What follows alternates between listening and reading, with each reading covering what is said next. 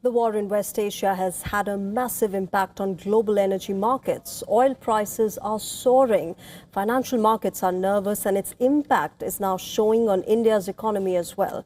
The Indian rupee slipped past 92 against the US dollar once again, falling to an all-time low.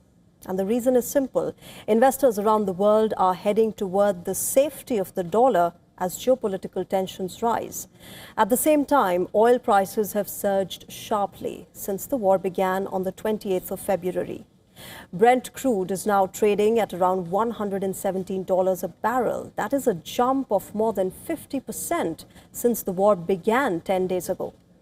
For India, that is a serious concern.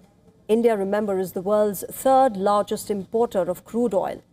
More than 85% of its oil needs come from abroad. When oil prices climb, India's import bill rises immediately. In fact, economists estimate that every $1 increase in crude prices adds roughly 16,000 crore rupees to India's import bill. According to experts, a $10 increase in the price of Brent crude oil could worsen the trade gap by 0.3 to 0.4% of the GDP. And when the rupee weakens at the same time, the situation becomes even more expensive because India has to spend more rupees to buy the same barrel of oil, which is priced in dollars. So far, the Indian government has said that there are no immediate plans to raise petrol or diesel prices, but it is important to note that any rise in fuel costs affect nearly every part of the economy.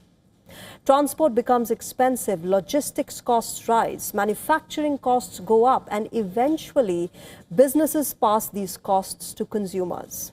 And that means households could pay more than everyday essential. Remember, from vegetables and groceries to delivery services and travel.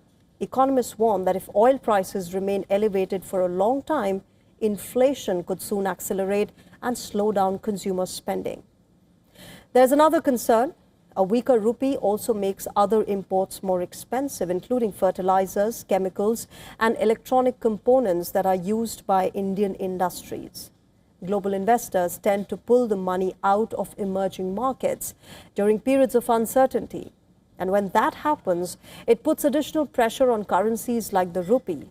And there's also a crucial link between West Asia and millions of Indian families. Remember, around 9 million Indians work across the Gulf region, and the money they send home forms a crucial economic lifeline, accounting for nearly 38% of India's total remittance inflows.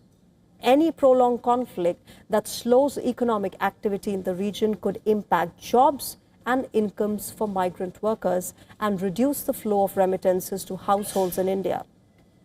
India, by the way, is the world's largest recipient of remittances, and therefore it has a major role in supporting the country's economy.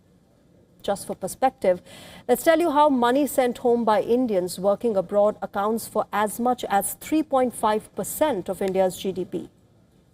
Remittances, in fact, make a larger contribution to the economy than exports to the United States. So for now, the big question is how long the conflict lasts, because the longer this war continues, the more the economic tremors in West Asia could be felt in homes and markets across India.